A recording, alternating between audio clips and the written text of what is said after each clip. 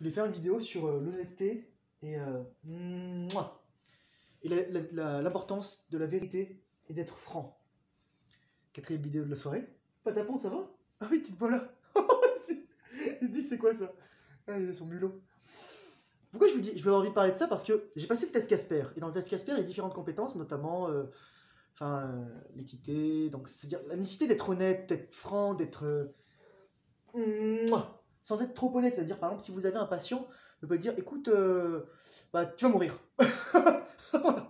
Moi, je me souviens, quand j'ai été formé par différents médecins, mon père m'a jamais beaucoup parlé, en fait, de son métier de médecin. C'est triste d'ailleurs. Paix à son âme. Et lorsque je discutais avec un autre médecin, dont je parlais dans l'autre vidéo là, il me disait, Thomas, vous savez, le diagnostic n'est jamais quelque chose dont on se décharge sur un patient. Il me racontait l'histoire qu'il y avait une petite fille algérienne lorsqu'il était interne. Je suis désolé, je vais pas voir les larmes aux yeux. Elle avait 8 ans, elle parlait pas français. Donc on est dans les années 80, 85, 90 probablement. Et elle allait mourir. Je ne sais pas ce qu'elle avait comme maladie en stade terminal, mais elle allait mourir.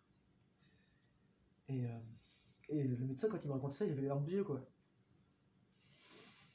Et il m'a dit, je lui ai demandé qu'est-ce que vous avez fait, il m'a dit, j'ai fait ce qui importe pour le bien-être du patient, en tant qu'être humain, en tant qu'être conscient, sentir. Et je l'ai veillé, en fait, toute la soirée, toute la nuit. Et elle n'avait pas sa famille parce que toute sa famille était en Algérie, et elle parlait pas français.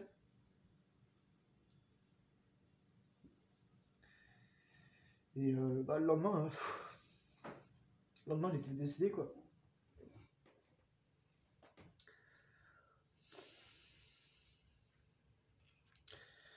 Son métier, c'est un choix de vie, très dur, très exigeant, qui demande beaucoup d'humanité, et beaucoup de force de caractère, morale, de courage, pour affronter à la fois ce qu'il y a de meilleur et ce qu'il y a de pire dans la vie,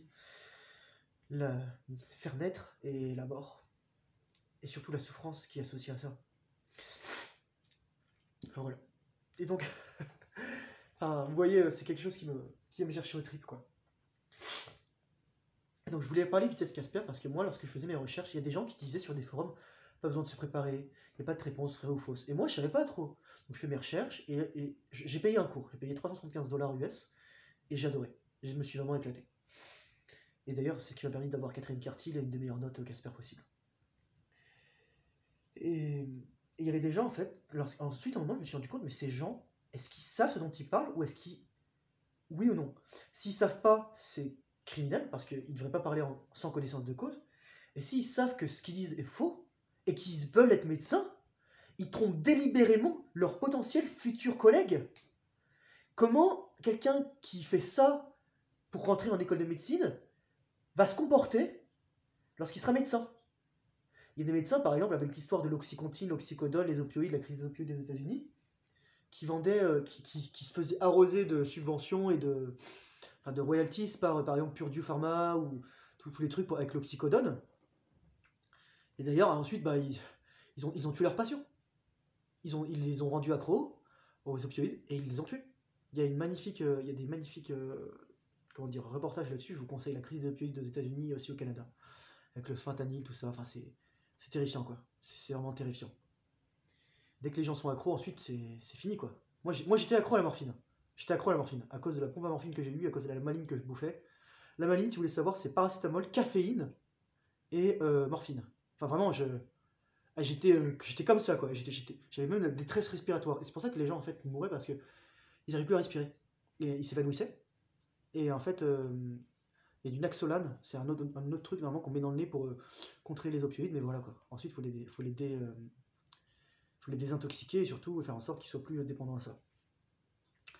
Et donc, justement, moi, quand je voyais les réponses des gens, je me dis, mais soit ils sont pas conscients de ce qu'ils disent et c'est des criminels, et soit ils sont conscients de ce qu'ils disent et c'est des criminels, des menteurs, et délibérément.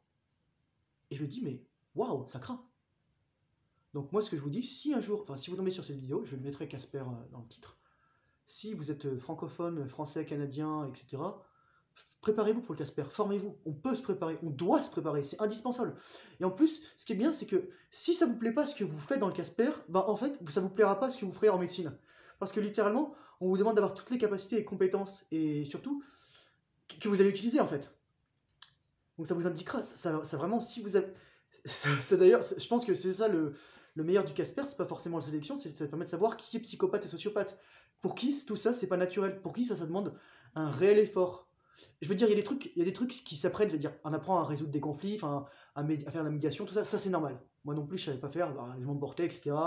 Voilà. Mais pour des personnes pour qui ça semble vraiment antinaturel et surtout que ça leur est désagréable, vous savez que ces gens ont rien à faire. Ces gens sont soit narcissiques, soit sociopathes, soit psychopathes, comme je vous disais, et ces gens ont rien à faire. En France, on sélectionne uniquement les médecins sur base académique. Ici, on sélectionne sur base académique d'abord, et si vous passez les bases académiques, ensuite on prend votre Casper et on voit si on voit et on vous filtre en fait. C'est pour ça que moi, même si j'ai eu un Casper fulgurant, par exemple à l'UDM c'est 40% de votre note d'entrée, je pense que j'ai eu 0% en académique, et c'était impardonnable, parce que les critères ne sont pas en ma faveur. Donc, pour conclure, la vérité, l'honnêteté. Comme dirait Jordan Peterson, dites la vérité, ou au moins ne mentez pas. Et il y a des moments où vous ne pourrez pas tout dire, parce que c'est pas le bon moment, parce que c'est pas la bonne personne, parce que c'est pas le bon endroit. La vérité, c'est une question de timing en fait, c'est une question de situation. Il y a des moments ensuite on va vous dire ok, voilà.